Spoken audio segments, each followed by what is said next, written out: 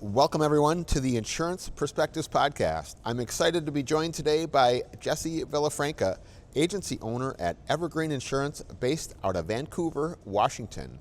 This is a continuation of our series of episodes recorded at the 2026 HawkSoft User Group National Conference in Arlington, Texas.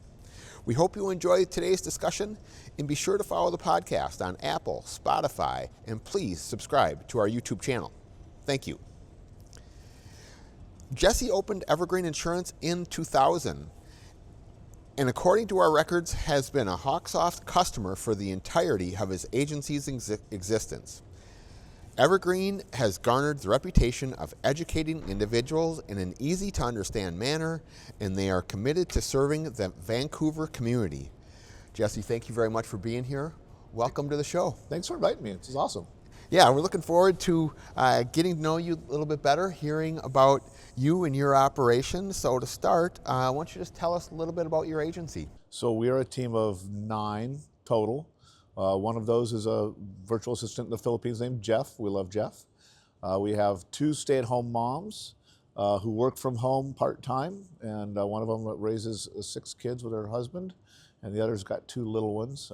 They're both moms first and insurance people second. Yep. And then we have an additional 5 plus me that work in the office.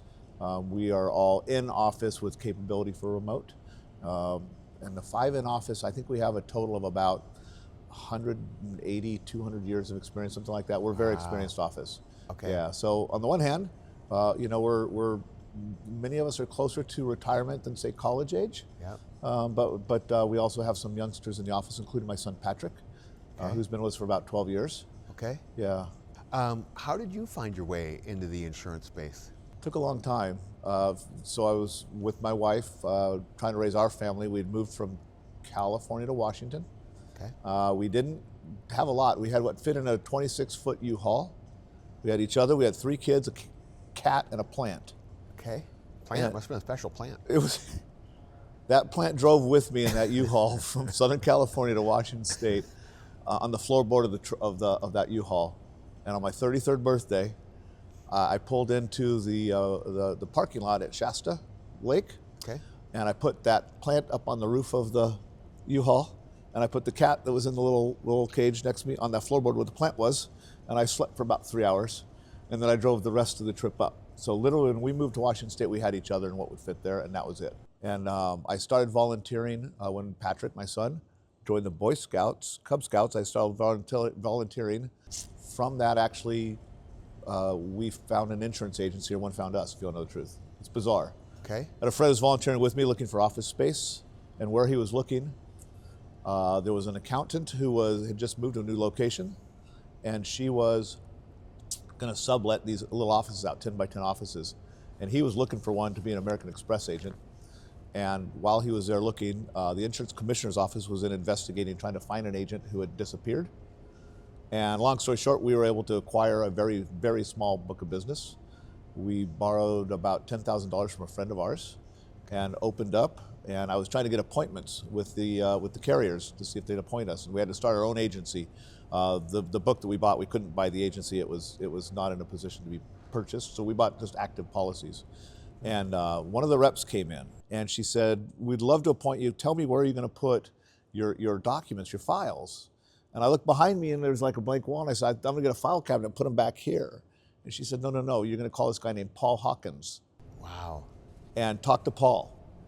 And so I called Paul, and it took 25% of that money that we borrowed to get started with Paul, which was a lot for us back in the day. We were raising 3 kids. We had nothing but would fit in that U-Haul. That was it. Paul came out in his vehicle. He drove about an hour north of him where we are. He drove out and he installed my single computer with a 3.5-inch floppy disk. I'll never forget that day he came out there, and it was a big deal for us. And because we looked at some of the other AMSs out there, and they were tens of thousands of dollars. We couldn't afford it. And Paul said, "You know what, Jesse, if you just do one thing, just do this, you'll be fine. You put every single prospect you ever encounter, put them into HawkSoft, and you'll have their data forever." And that stuck with me to this day. Like, our customers make it into HawkSoft. Yeah. It was like my dad. Like, I can't ignore my dad's advice. Yeah. Yeah. Talk about a little bit about what the platform like at that time. It was amazing. It looked in a lot of ways similar. We had a client file, we had log notes, we had suspenses, not tasks. We had every client file had a tab for each policy type. They had just moved to a Windows environment, like literally I think a couple months before I signed on. So had they come a couple months earlier, it would have been a DOS-based program that I could not have used. I had no idea how to use DOS. As a matter of fact, I remember back in the day, we didn't have download. Prior to download, we had to manually update everything. Yeah, so I come from, when I first started in insurance, I come from an environment where it was 3 copies, press hard, because there's one for the home office, one for you, and one for us. Yeah, and to move off of that onto anything electronic was amazing. But the other thing that's really cool about HawkSoft is from day one, we've been paperless, because they had a scan function back in the day and attachments. Yeah. Which that was early. Yeah. Even paperless at that time. That was. But we never had to make a transition because we were not a legacy agency that had paper files. Yeah. I run into agencies still today that have agency files. Yeah. Talk a little bit about the evolution then of Evergreen. You started there, which was you and your wife, correct? Yeah. And so now 26 years later. Yeah. So when we opened up, we tried to get appointments with all the carriers from the book we had purchased, and there was a couple of carriers that said no. The book was kind of tainted. I'll kind of leave it at that. And so one of the biggest ones was Safeco would not appoint us back in the day. We got Travelers, and again, they had a system that was difficult to understand for me at the time. It was very slow and a lot of data entry. I had come from about 2 years it's at a State Farm agency, and so I had a background, but I had no clue how to run an independent insurance agency. I knew nothing about it. And most of the appointments we got were for non-standard auto. So we had Travelers, Progressive, and a slew of non-standard auto. In that very first year, half of those non-standards left the state. And they've never come back. Like literally, it was a hard market and they left the state. And so we were able to write non-standard auto. And so honestly, it's a little embarrassing, but back in the day, I had to feed my family. So if you could fog a mirror and make a down payment, I was your guy. Yeah. That's how we started, right? I knew State Farm, there was a lot of stuff they wouldn't write. And so I made up my first ad campaign was a single page flyer where I listed every single thing that I could think of that State Farm would turn away. And I took it around to all the State Farm agents and said, if State Farm can't write it, Evergreen can. But I had no idea how I was going to do it. So we started writing through E&S carriers as well. And then slowly we started to get a couple of appointments with some of the preferred carriers. And Safeco, we got Safeco. And then we just grew from there. Now we're about 90% personal lines, about 10% commercial, almost exclusively standard and preferred personal lines that we're writing. Today, right now, we're also branching into a commercial niche. My son Patrick is here at the conference today. He's been invited to and accepted into the Invite program here. We're thankful for that. And he's actually in the beginning stages of starting a commercial niche, working with an amazing coach named Jesse Villafranca. To find his personal or his commercial niche and to grow it. So so you haven't decided. He's in the very beginning stages, like early weeks of doing this. So we pulled Patrick out of personal lines just about 2 months ago, sent him to producer school for commercial lines.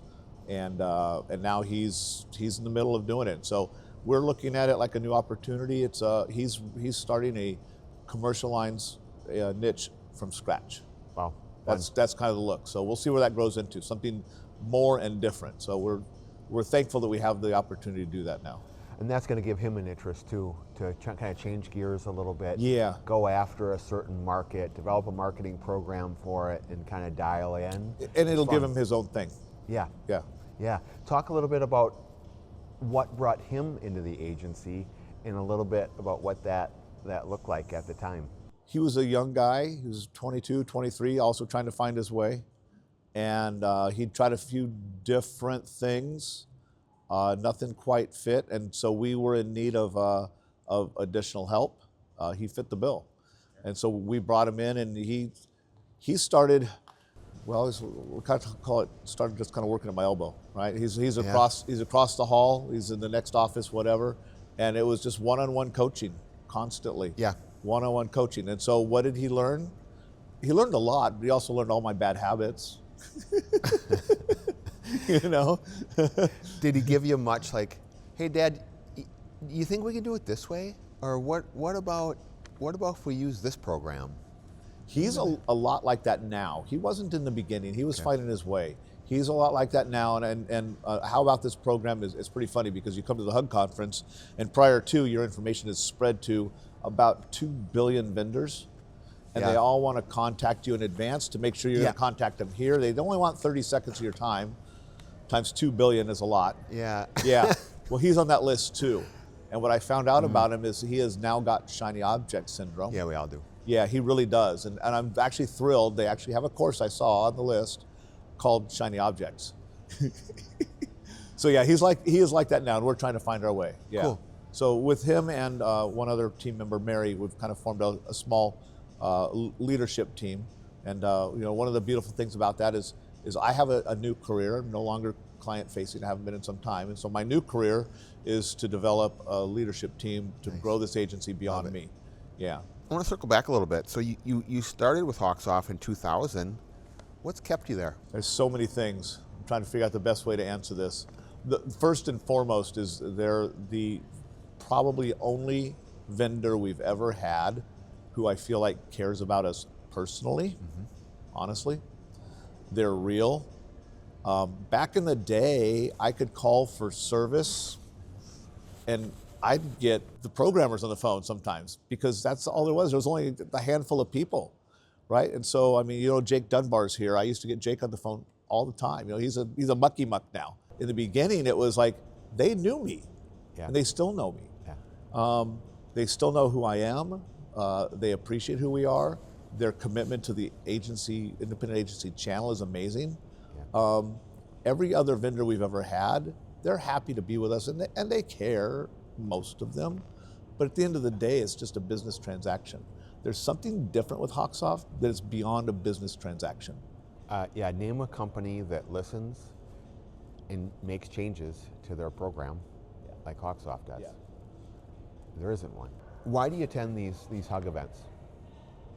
For the people, for the networking, to find out what's coming, to be able to sit next to Sean Hawkins or Jason Hansen or any of the main crew, Ryan Reese, Jake Dunbar, to be able to sit and chat with them and say, hey, what's coming? And to get a clearer picture of, like, it would really be nice if this happened or that happened. They'll say, oh yeah, that's on the long-term planning. It'll get there, but we're not there yet. Or this is coming. Or that's a great idea. We never thought of that. Yeah. And that's just the HawkSoft piece. And that's only probably 10% of why we're here. The other 90% are all the other agents that are here, because they're an amazing group of people who run similar businesses who have those same concerns and challenges that we do. For a long time, I thought I was on an island by myself. Yeah. You come to an event like this, and especially one where there's people who are passionate about our business and about helping people, and we have a common language of HawkSoft. We can help each other grow, and that's amazing. So honestly, the biggest piece is the other agents are here. Yeah, and there's camaraderie. Yeah. And so at lunch and at dinner and after hours, there's a lot that goes on that has nothing to do with HawkSoft. That's amazing. Yeah, it's special. Throw on top of that the vendors. The vendors is the other reason to be here, because they tell us what's possible, right? As insurance agents, we can get so focused on what we're doing that it's hard to see what's possible. And those vendors help us understand what's possible, because they're innovative. They're bringing new ideas, new thoughts, right? And they all have a vested interest in this too, and seeing it work. And seeing the work between HawkSoft and the vendors is also amazing, because they're trying to accomplish the same goal, to make it so that we can continue to be relevant in the new world that we're living in, the tech world, right? Yeah. We can't keep doing what we've been doing and expect not to be a dinosaur. Yeah, and this is a good place to bounce things off of. You mentioned the tech world, which can be overwhelming. Oh, it is overwhelming. It can be, it is. And now if you've, a lot of this conference has been, a lot of the tracks have been focused on AI, as it should be, which is fantastic. and you see, a group of us that are kind of all over the map. Some are advanced, intermediate, beginners, and there's so many terms and it's moving so fast. Yeah. So this is what I found in a session yesterday afternoon, was that it was kind of a safe place for a person to raise his hand and say, my head is spinning right now. Where do I start? And that took a lot of courage to do that from the conversation that was going on, but it also tells me he felt comfortable because these are my people. Yeah. I don't think there's any judgment here. Yeah. No, there's no judgment. There's like, oh, that's where we know where you are. We can help you. We can help you get to the next step, whether it's a HawkSoft person, a vendor, or another agent. Yeah. Yeah. Yeah. So that's one of the things that I really treasure and enjoy is the helping and the sharing and the collaboration. Last question for you today. HawkSoft has a core value titled "Do the Right Thing."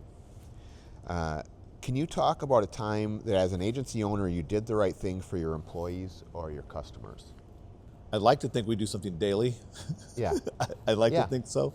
I think this question comes from a conversation I had with one of the, Rishang, we were talking in general. And so I mentioned that we have 2 stay-at-home moms.